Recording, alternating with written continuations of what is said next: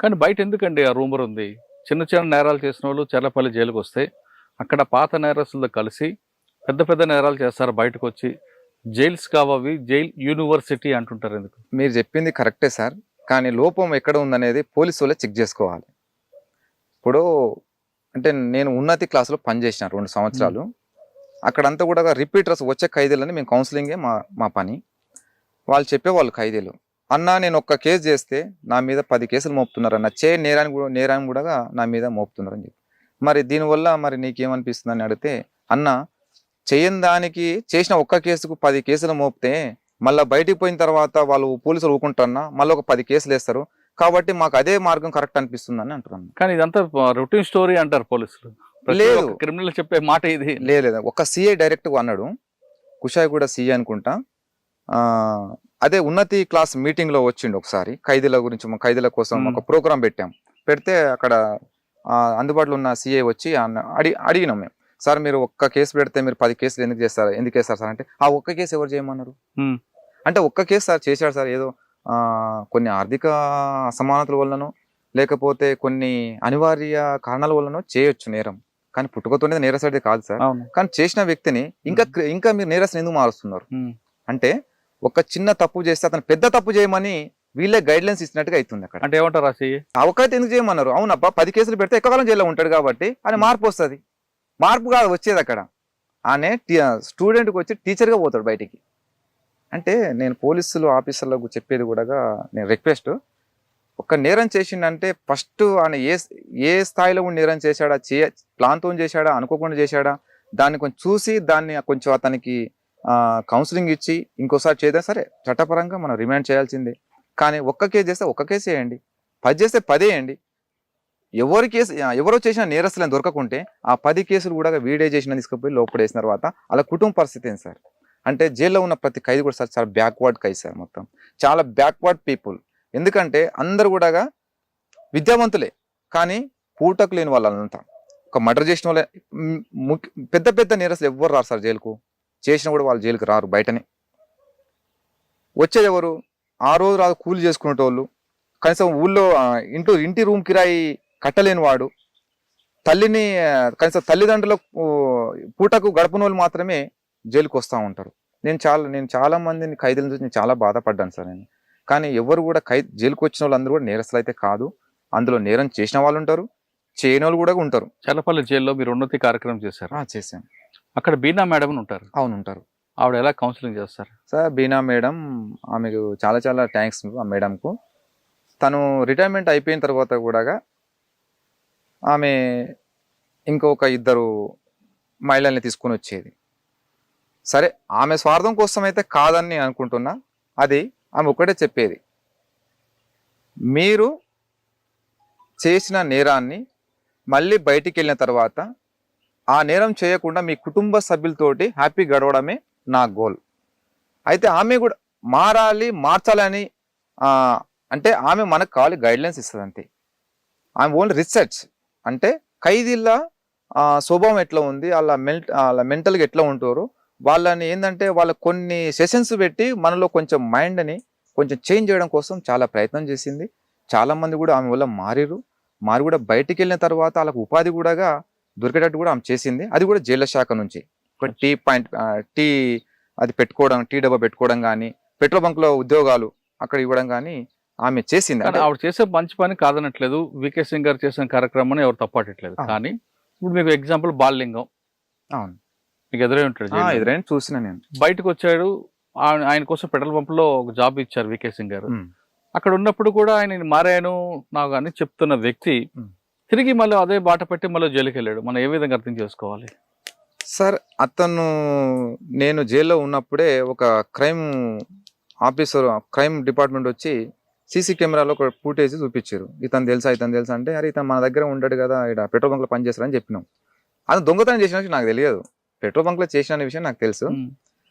సరే ఇప్పుడు ఆయన మారినని చెప్పుకున్నాడు, బయటకు పోయి పెట్రోల్ బంక్లో ఉన్నాడు, మళ్ళీ దొంగతనాలు చేసిండంటే సరే చేయొచ్చు, చేయలేదని అనలేము. ఎందుకంటే ఇప్పుడున్న సమాజంలో యువత లగ్జరీకి అలవాటు పడిపోయింది. తాగుడు, మంచి కార్లు కావాలని, బంగ్లాలు కావాలని, అలాంటి కల్చర్కి అలవాటు అయిపోయిన తర్వాత వీడేమో ఎందుకంటే ఇంకా చాలా కింద ఉన్నాడు కదా. మరి నేను అట్లా ఎదగాలి కాబట్టి మరి ఏం చేయాలి, మరి ఇంట్లో కుటుంబాన్ని పోషించలేకపోతున్నా, నా తల్లిదండ్రులు పోషించలేకపోతున్నా, వచ్చిన పెట్రోల్ బంకులో చేసిన 10,000తో నేను ఏం సంపాదించాలా అంటే అతనికి నేను అనుకుంటున్నా అతనికి ఏమైంది అంటే ఈ 10,000తోటి నేను నా కుటుంబం పోషించలేను, నా భార్య పిల్లల్ని పోషించలేను, నేను బతకలేను, కాబట్టి నాకు దొంగతనమే మార్గం అనుకొని చేసి ఉంటాడు. లోపలికి వచ్చి మాట్లాడాడు ఎప్పుడైనా మీతో? వచ్చాడు. అంటే రిలీజ్ అయినాక ఒకసారి ఉన్నతిలో ప్రోగ్రామ్కు రమ్మంటే వచ్చి చెప్పాడు, నేను మారిపోయినా మంచిగున్నా అని చెప్పిండు. కానీ మంచిదే, సంతోషం కదా. ఇక బయటికి వెళ్ళిన తర్వాత మారి పెళ్లి చేసుకున్నాడంట, సంతోషం అనుకున్నాం. కానీ ఒక పెట్రోల్ బంక్లో పనిచేస్తే 10,000తో ఎవరు బతకలేరు ఇప్పుడు. అంటే ఫస్ట్ అతనికి లైఫ్ సెటిల్ కావాలంటే ప్రభుత్వం, అంటే ఇలాంటి నేరస్తులని ప్రభుత్వం ఆదుకోవాలి. అంటే వాళ్ళకున్న ఆర్థిక స్తోమతను బట్టి భూమి ఇవ్వడమా, లేకుంటే ఇంకా పెద్ద కంపెనీలు ఏమైనా పెట్టడమా, అట్లా చేస్తే వాళ్ళు నేరం వైపు వెళ్ళి. ఒక మనిషి బతకాలంటే 5,000 రూపాయల నుంచి కూడా బతకచ్చు, 5 లక్షలు కూడా బతకచ్చు, సరిపోదు అనుకుంటే. 10,000 రూపాయలు ఉద్యోగం సంపాదించిన వ్యక్తికి బతకాలనుకుంటే తప్పు చేయకుండా బతకొచ్చు. కానీ నేను విలాసాలకు వెళ్ళాలనుకుంటే 10,000 కాదు కదా, 10 లక్షలు కూడా సరిపో. మరి అటువంటి మనస్తత్వం ఉన్న బాల్యంగాన్ని మార్చడానికి ఏమైనా మీరు ఉన్నతి కార్యక్రమాలు చేశారా సార్? అంటే బాల్యంగం అని కాదు, సాధారణంగా ఇటువంటి మీకు చాలా మంది ఎదురై ఉంటారు. చాలా మంది ఎదురయ్యారు. మేము ఒకటే, ఉన్నతి అంటే పరివర్తన. ఒక టార్చ్ లైట్, చీకట్లో వెళ్ళే వాళ్ళకు ఒక టార్చ్ లైట్ మాత్రమే. కానీ ఈ మార్గంలో నడవండి, ఈ మార్గంలో నడిస్తే మీకు ముళ్ళబాట, ఈ మార్గంలో నడవండి అని ఒక ఎలుతురు చూపిస్తాం అంతే. కానీ మేము చేయి పట్టుకుని మాత్రం మేము నడపలేము. అది వాళ్ళ మీద డిపెండ్, ఎవరు నేరస్తుల మీద డిపెండ్ అయి ఉంటుంది అక్కడ. ఓకే. చల్లపల్లి జైల్లో ఇంకొక వ్యక్తి ఉంటాడు, భాను, సూర్యుని మర్డర్ చేసిన. అవునవును, భాను కిరణ్. ఎప్పుడైనా ఎదురయ్యారా? ఎదురయ్యండి. ఏమంటారు ఆయన? భాను కిరణ్ నేను జైల్లో చాలా భయస్తుడు, ఎవరైనా నమ్మడు, ఎవరైనా దగ్గరికి వెళ్ళి వెళ్దామని కూడా దూరం ఉన్నామంటాడు. అయితే కేవీ రెడ్డి అనే సూపరింటెండెంట్ ఉన్నప్పుడు బాగా హవా నడిపించండి. కరప్టెడ్, కాబట్టి ఇప్పుడున్న సూపరింటెండెంట్ అట్లా కాదు, చాలా డిగ్నిటీ, మంచి డైనామిక్ ఆఫీసర్లు ఇప్పుడున్న వాళ్ళు. కేవీ రెడ్డి ఆఫీస్ ఉన్నప్పుడు జైల్లో బాగా ఫోన్లు, ఇక అన్ని విధాలుగా నడిచింది ఇక హవా. భానుది. ఇక భాను అంటే మేము ఎప్పుడైనా ఒకసారి మాట్లాడేది, చాలా భయస్తుడు. ఇంకోటి ఏంటంటే ఎవరిని ఎక్కువ కలవడు, ఎవరైనా కలవాలని పోతే కూడా దగ్గర రానిడు. అంటే ఎవరైనా ఏమైనా చంపుతారేమో, నన్ను ఏమైనా చేస్తారేమో అనేది ఒక భయం ఉండేది. అంటే ఎప్పుడైనా అడిగారా సూర్యుని ఎందుకు చంపాల్సి వచ్చిందని? సూర్యుని అన్న అని పిలిచే వ్యక్తి ఎందుకు ఆయన చంపావని? అంటే ఆయన చెప్పిన విషయం అయితే కాదు, అక్కడ ఉన్న అధికారులు అనుకోకుంటే ఇన్న విషయం. అది ఏంటంటే సూర్య బయటకు వచ్చిన తర్వాత, సూర్య జైల్లో ఉన్నప్పుడు సూర్యుని అడ్డం పెట్టుకొని కొన్ని వందల భూములు, కోట్ల రూపాయలు సంపాదించింది ఎవరు? భాను కిరణ్. అయితే మరి సూర్య బయటకు వచ్చింది కదా, బయటకు వచ్చిన తర్వాత మరి నా పేరు మీద సంపాదించిన ఆస్తులు మొత్తం ఎక్కడ ఉన్నాను చెప్పేసి ఈయన ఎంక్వైరీ చేస్తున్నాడు. ఇక ఇట్లయితే నాకే ప్రమాదం అని చెప్పేసి చంపేసిండు అనే విషయం తెలుసు. సరే, చంపారే అనుకుందాం. చంపి ఏం సాధించాడు? జైల్లో ఉన్నాడు కదా, ఏం సంపాదించాడు? ఇక వాళ్ళు ఏంటంటే అన్ని 100 కోట్లు సూర్య పేరు మీద బెదిరించి సంపాదించుకున్న ప్రాపర్టీ. అవును, ఎంజాయ్ చేయడానికే కదా. ఎంజాయ్ చేయడం. ఇప్పుడు ఆయన దాదాపు 10 సంవత్సరాల నుంచి జైల్లో ఉన్నాడు. ఏం సంపాదించిన, ఎందుకు ఈ సంపాదన, ఎందుకు, ఎవరి కోసం కష్టపడ్డాడు? వాళ్ళ అమ్మగారి పరిస్థితి కూడా చాలా దారుణంగా ఉంటుంది. ఏంటి అంటే ఆ క్షణికావేశం తీసుకున్న నిర్ణయమా, లేదు భయపడి తీసుకున్న నిర్ణయమా? భయపడి తీసుకున్న నిర్ణయం కాదు, కుట్రతోటే అతన్ని చంపేస్తే మళ్ళీ పైకి ఎదగవచ్చు. ఎందుకంటే ఆయన అనుకున్న లక్ష్యం సాధించలేదు కదా. అంటే ఆయన ఏమనుకున్నాడంటే ప్రభుత్వాలు అంతా నా చేతిలో ఉన్నాయి, డబ్బు పెట్టి ఏమైనా కొనొచ్చు, అట్లా అనుకొని చేసిండు. కానీ అప్పుడున్న ప్రభుత్వాలు ఇప్పుడు లేవు. ఇప్పుడు న్యాయ వ్యవస్థలు కూడా చాలా మంచి నిర్ణయాలు తీసుకుంటున్నాయి, న్యాయం వైపే వాళ్ళు కూడా తీర్పులు చెప్తున్నారు. కానీ ఈయన చేసింది నేరం కాబట్టి ఆయన లోపడేసి. ఓకే, భాను విషయం పక్కన పెడతాం. గణేష్ అన్న బాగుండు సుబ్బరామరెడ్డి కేసులో ఉన్నాం. అవును, ఆయన ఇప్పుడు మాట్లాడారు మీరు మాట్లాడేది, రోజు కలుస్తా ఆయనతో పాటు. నేను కూడా సంవత్సరం దాకా ఉన్న జైల్లో. మంచి హెల్పింగ్ నేచర్ సార్ గణేష్ అన్న, నిస్వార్థపరుడు, కల్మషం లేని మనిషి. తను ప్రతి ఖైదీ కూడా వచ్చిన ఖైదీలకు మంచి వాళ్ళకు ధైర్యం చెప్పడం, వాళ్ళకు మంచి అంటే వ్యక్తిగతంగా కానీ చాలా మంచిగా ఉంటాడు గణేష్. ఇంకా మీకు చాలా మంది ఖైదీలు చూస్తుంటారు కదా, మీకు బాగా నచ్చిన వ్యక్తి చెప్పండి ఒకటి. ఖైదీలలో సార్, నా ఖైదీలంతా నా సోదరులే. కానీ నేను ఆఫీసర్లు అంటే చెప్తా కానీ ఖైదీలు అంటే అందరూ ఎందుకంటే అంటే చిన్న చిన్న నేరాలు కూడా చేసి వస్తుంటారు కదా, ఆ విధంగా వచ్చి బాధపడే వాళ్ళు ఎవరైనా కనపడ్డారు మీకు? చాలా మంది సార్. ఒకరు నేను చెప్పండి. అంటే ఒక్కరంటే నేను అంత గుర్తుపట్టాను కానీ నేను ఫోన్ సెక్షన్ లో చేసిన నేను. అయితే నేను ఫస్ట్ ములాఖాత్ సెక్షన్ కూడా చేసిన. ములాఖాత్ సెక్షన్ అంటే ఒక జైలరు ఇన్ఛార్జ్ లేకుండా కూడా నేనే నడిపించేది. ఉమ్. అది కూడా నా మీద నమ్మకంతో పెట్టారు అది. ములాఖాతులు ఇవ్వడానికి డబ్బులు తీసుకుంటారని ఉండదు కదా? ఉన్నాయి కానీ అవన్నీ ఏంటంటే అంటే ఇన్నర్ ములాఖాతులు వస్తుందా, అవుటర్ ములాఖాతు డబ్బులు వస్తాయా? సార్ అవుటర్ అప్పుడు వచ్చేసాయి, ఇప్పుడు లేదు సార్ అట్లా. అంటే అట్లా కాదు, ఖైదీలని పెడితే అట్లాంటి కరప్షన్ అవుతాయని అధికారులు బాగా ఆలోచించి ఏం చేశారంటే మంచి మంచి అంటే సిన్సియర్ గా ఎవరు అయితే బాగుంటారు, కరప్షన్ లేకుండా ఎవరైతే చేయగలరు ఖైదీలు అని చెప్పేసి పై సూపరింటెండెంట్ చెప్తే ఇక్కడ జైలర్లు సెలెక్ట్ చేసుకున్నారు, అందులో నన్ను చేసుకున్నాను. అంటే ఎందుకు సార్ నన్ను ఎందుకు పెడతారంటే నక్సలైట్ తప్పు చేయరబ్బా, మీరు చేసిన పని కరెక్ట్గా చేస్తారు.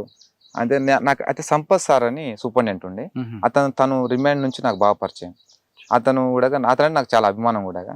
మంచి డైనామిక్ ఆఫీసర్, మంచి డిగ్నిటీ పర్సన్. మీరు ఎన్ని ములాఖాతులో ఫ్యామిలీ చూస్తుంటారు కదా, చాలా ఫ్యామిలీ. అవును సార్, చాలా మంది ఫ్యామిలీ చూస్తారు, లోపలికి వచ్చి బాధపడుతుంటారు. చాలా బాధ వచ్చిరంటే సార్ వాళ్ళు ఏడ్చుడే, దాన్ని చూసి నాకు చాలా బాధ అనిపించేది.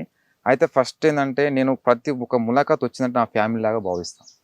అంటే నేను కూడా అదే స్థాయిలో ఉన్నా కదా, మరి నా ఫ్యామిలీస్ కూడా అదే స్థాయిలో అదే బాధలు ఉంటారు కదా అని చెప్పేసి ఎంబడి రాగానే ములాఖాత్ స్లిప్స్ రాగానే దాన్ని ఎంబడే ఎంజిబుల్ వేసి ఎంబడే సైన్లు కాకుండా కూడా ఎంబడి పిలిపించేది. అయితే నాకు జైలర్ పర్మిషన్ ఉంటుంది. అంటే రౌండ్కి వెళ్ళినప్పుడు లేట్ అవుద్ది, 11-12 అవుద్ది రౌండ్ వచ్చేటాలకు. సార్ మరి 12-11 వరకు వాళ్ళు 9 నుంచి వాళ్ళు వెయిట్ చేస్తూ ఉంటారు సార్. మరి మీ సైన్లు చేయకుండా మేము ములాఖాతులు ఇస్తే అట్లా ఇవ్వద్దు అంటారు. ఎందుకంటే ఆ పర్మిషన్ మాకు లేదు కదా సార్, ఎందుకంటే మేము ఖైదీలము, మీరు చెప్పిన పని చేయడం మా బాధ్యత. మరి మీరు లేకుండా అయితే ములాఖాతులు ఇవ్వద్దు కదా సార్. మీరు రౌండ్కి వెళ్ళి వచ్చేటాలకు 11 అవుతుంది, మరి 9:30కి వాళ్ళ ఫ్యామిలీస్ వస్తున్నారు, మరి వాళ్ళు ఇబ్బంది పడుతుంది సార్ అంటే, సరే సూపరింటెండెంట్ సార్ పర్మిషన్ ఉంటుంది ఏదైనా చేయాలంటే. పై అధికారి సరే ఎలిజిబుల్ ఉంటే ఇచ్చేయమని వచ్చిన సైన్ చేయొచ్చు, దాన్ని ఏముంది అని చెప్తే 9:30కే వాళ్ళని ఎంబడే పిలిపించి, అంటే నా నుంచి నేను వాళ్ళ ఖైదీలకు హెల్ప్ చేశాను. అలా ఆ విధంగా చూసిన కేసులు ఏమైనా గుర్తుందా? బాగా ఏడ్చుకొని తెలిసి తెలియక నేరం చేసి కుటుంబాన్ని చూడగానే ఒక్క అతను బాగా నాకు గుర్తుంది సార్ అని, గడ్డం మురళీమోహన్ అని పీడీ యాక్ట్ వేసారని. ఇక్కడ అనేది సికింద్రాబాద్ అనుకుంటా.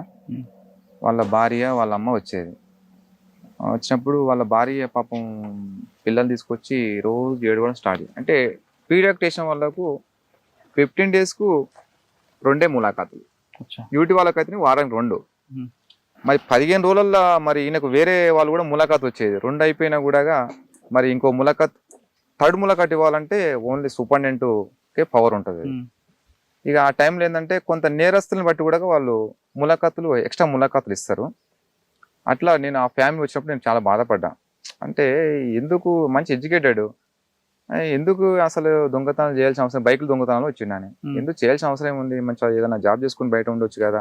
వాళ్ళ భార్య వచ్చి ఇంకోటి ఎక్స్ట్రా ములాఖాత్ ఇవ్వకుంటే ఆమె, అన్న మీకు దండం పెడతా, మీ కాలు ముక్తా, ఒక్కసారి పిలిపేయండి అన్న, ఒక్కసారి పిలిచి ఒక్క విషయం చెప్పొద్దన్నా, నేను పీడీ యాక్ట్ ఈరోజు బోర్డు మీటింగ్ ఉందన్న అంటే, ఇప్పుడు నేను ఆఫీసర్లు ఏమంటారు, అది ఎక్స్ట్రా ములాఖాత్ నేను ఇవ్వలేను, జైలర్ని సూపరింటెండెంట్ సార్ లేడు, ఇవ్వలేడు, వాట్సాప్ పెట్టాను, వాళ్ళు ఇంకా ఆర్డర్ రాలేదు, ఆర్డర్ వస్తే ఇద్దామంటాడు. ఇక వాళ్ళు ఏంటంటే కొంచెం బాధపడ్డారు. అప్పుడు నేను చాలా బాధపడ్డా, అరే అంటే కనీసం కట్టుకున్న భర్తను కూడా కొంచెం ఒక్క నిమిషం ఒకసారి మాట్లాడిపి అన్నప్పుడు నాకు చాలా బాధ అనిపించింది. సార్ ఇన్నర్ ములాఖాతులో ఖైదీలు వచ్చినప్పుడు వాళ్ళ కుటుంబాలు కలవడానికి చిన్న పిల్లలు వాళ్ళ కుటుంబ సభ్యులు వస్తారు, పిల్లలు వాళ్ళని చూసినప్పుడు వీళ్ళు ఎలాగుంటారు అంటే వాళ్ళు ఎలాగుంటారు? ఫ్యామిలీస్ ఇన్నర్ ములాఖాత్ ఎంటర్ కాగానే మా ఖైదీ మిత్రులు పాపం వాళ్ళకు కళ్ళల్లో దుఃఖం వచ్చేస్తుంది. ఎందుకంటే ఒక్కొక్కరు లైఫ్ పడ్డ ఖైదీలకి ఇన్నర్ ములాఖాత్ అవకాశం ఉంటుంది, యూటీ వాళ్ళకు ఉండదు. అప్పటి 5 సంవత్సరాలు 5 సంవత్సరాలు జైల్లో ఉండే ఖైదీలు చూస్తే, ఎందుకంటే వీళ్ళు జైలుకి వచ్చినప్పుడే పిల్లలు చిన్న పిల్లలు ఉంటారు. ఆ పిల్లలు 10 సంవత్సరాలకి వాళ్ళు పెద్దలై వస్తుంటారు. అంటే చిన్న పిల్లల్ని, అంటే ఆ బాధ నేను కూడా పడ్డా. ఎందుకంటే నేను జైలుకు బయటకు వెళ్ళినప్పుడు నా బాబుకు 12 సంవత్సరాలు, అంటే నేను 6 నెలల పిల్లగానప్పుడు పోయినా కాబట్టి, అంటే నేను ఆ పెంపకం అనేది, ఆ ప్రేమ అనేది నాకు లేకుండా అయిపోయింది. అంటే వాళ్ళు కూడా ఖైదీలు కూడా చాలా బాధపడతారు. అంటే ఎత్తుకొని ఏడవడము, వచ్చిన ఫ్యామిలీస్ ఏడవడము, డాడీ నేను పోను డాడీ, మీరు కూడా రండి డాడీ, ఇంటికి పోదాం డాడీ అని చెప్పేసి పిల్లలు అరిస్తే వాళ్ళకి ఇచ్చి అర్ధగంటనే ఉంటుంది నిర్మూలన. కానీ ఆ ఆఫీసర్లు కూడా వీళ్ళ మానవత దుఃఖంతో ఇంకో హాఫ్ అన్ అవర్ మాట్లాడుకుని అని చెప్పేసి వాళ్ళ ఏడుపు చూసి వాళ్ళ బాధ, ఎందుకంటే మానవత్వం అనేది ఖచ్చితంగా ఉంటుంది సార్ ఆఫీసర్లకు. వాళ్ళు అట్లా మాట్లాడిపించి చాలా బాధ అనిపిస్తుంది. కానీ లైఫ్ పడ్డ ఖైదీలు ఎవరు కూడా సంతోషంగా ఉంటారు సార్ జైల్లో.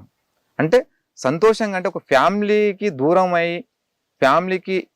దూరమైన ఒక బాధ ఉంటుంది, కానీ ఈత విషయాలు అయితే ఏముండదు అని ఒక రకం చెప్పాలంటే. తల్లి తర్వాత నెక్స్ట్ తల్లి జైలే. ఎందుకంటే ఒకరోజు ఒక పూట తల్లి అన్నం తిన్నవా లేదని అడగదు, కానీ జైల్లో అధికారులు మాత్రము పొద్దున లేచినప్పటి నుంచి లాకప్ అయ్యేంత వరకు మన మీదనే వాళ్ళ పర్యవేక్షణ ఉంటుంది. ఓకే, ఉదయం 6 గంటలు లాకప్ ఓపెన్ చేస్తారు, సాయంత్రం 6 గంటలు లాకప్ క్లోజ్ చేస్తారు. 6 నుంచి 6 మధ్యన ఏం చేస్తుంటారు, ఏం ఫుడ్ ఇస్తారు? సార్ మార్నింగ్ 6:30కి లాకప్ ఓపెన్ కావగానే కొంచెం యోగా పీరియడ్ గా, అంటే వ్యక్తిగతంగా అంటే యోగా కానీ తర్వాత ఏమైనా ఎక్సర్సైజ్ ఉంటే వాకింగ్ కానీ చేసుకోవచ్చు. 6:30కి టీ వచ్చేస్తుంది. లాకప్ ఓపెన్ కాగానే టీ అక్కడ ఉంటుంది అంతే. టీ కూడా బాగానే ఉంటుంది. మన ఇంట్లో కూడా అంత మంచిగా చేసుకోము, కానీ ఆడ అంత మంచిగా చేస్తారు. టీ అయిన తర్వాత 7:30కు 8 గంటల వరకు బ్రేక్ఫాస్ట్ వస్తుంది.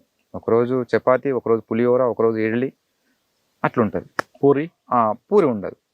8:30కి ఎవరికైతే ఏ వర్క్ అయితే అప్పకి చెప్పిందో ప్రిజన్ డిపార్ట్మెంట్ ఆ వర్క్కి వెళ్ళిపోవాలి. ఏ ఫ్యాక్టరీ ఆ ఫ్యాక్టరీకి వెళ్ళిపోవాలి. మిగతా గేట్ వర్క్ ఉంటే గేట్ వర్క్ పోయి చేసేవాళ్ళు ఎవరి పనులు వాళ్ళు చేసుకుంటారు. ఖైదీ శిక్ష పడ్డ వాళ్ళు మాత్రమే. యూటీ వాళ్ళకు ఉండదు వర్క్, వాళ్ళకి రైట్స్ లేవు. ఆఫీసర్లు యూటీ వాళ్ళతో పని చేయించాలని రైట్స్ లేవు. యూటీ వాళ్ళు జైలుకి వచ్చారు, నేరం ఇంకా రుజువు కాలేదు కదా. కానీ యూటీ వాళ్ళతో బాత్రూమ్లు కడిగిస్తారని ఎవరు బాత్రూమ్ వాళ్ళు కడుక్కోవాలి. అది కూడా వాళ్ళు కూడా అబ్జెక్ట్ చేశారు. మేమే తప్పు చేసినాం, సరే కేసు వేసి మేము లోపలికి వచ్చాం, మేము కడగాలంటే ఇప్పుడు మీ ఇంట్లో మీరు ఉంటారు, మరి మీ ఇంట్లో బాత్రూమ్ పోతే ఎవరు కడగాలి? మీరే కడుకుంటారు కదా. ఇది మీ ఇల్లు అనుకోండి, మీ స్కూల్ అనుకోండి, అంటే ఒకటి ఎవరి బ్యారకు వాళ్ళు నీటి పెట్టుకోవాలి. ఒకవేళ నేను కడగను అన్నాను అనుకోండి, కడగనంటే దాన్ని హెచ్చరిస్తారు. అయితే ఇంకోటి అందరికి కడిపించరు, ఓన్లీ పోక్సో కేసులలో వచ్చిన వాళ్ళతోనే గడిపిస్తారు ఎక్కువ. కొంతమంది ఏంటంటే ఇక సిటీ వాళ్ళు ఉంటారు కదా, ములాఖాతు లేని వాళ్ళకు కొన్ని డబ్బులు టోకన్లు ఇచ్చి వాళ్ళతో గడిగించుకుంటారు. ఓకే, కొంతమంది డ్రంక్ అండ్ డ్రైవ్లు దొరికి జైలుకి వస్తారు, వాళ్ళతో కూడా కడిపిస్తారట కదా. వాళ్ళతోని బయట వర్క్ చేపిస్తారు. ఎందుకంటే వాళ్ళకు వేసిన శిక్ష ఏంటంటే నెల 10 రోజులు 15 రోజులు శిక్ష ఇస్తారు కాబట్టి వాళ్ళకు మిర్రర్ డ్రెస్ ఉంటుంది. వాళ్ళు బయటకు వెళ్ళి ఓన్లీ గార్డెన్ క్లీన్ చేసుకుని మళ్ళీ లోపలికి వస్తారు. కానీ మమ్మల్ని చూసినట్టు వాళ్ళని చూడరు. వాళ్ళకి స్వేచ్ఛ ఉంటుంది.